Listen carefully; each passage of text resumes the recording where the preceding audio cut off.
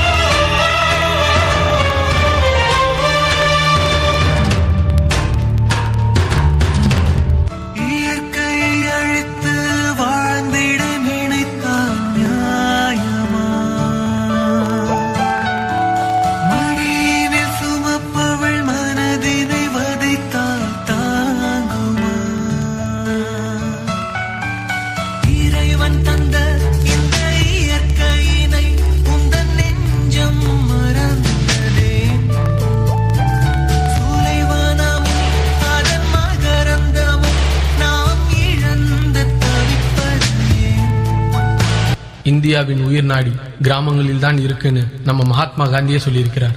அந்த கிராமங்களோட ஜீவனா இருக்கிறது விவசாயம். மனுஷங்களா பிறந்த யாராலையும் தவிர்க்க முடியாத ஒரு விஷயம் பசிதாங்க.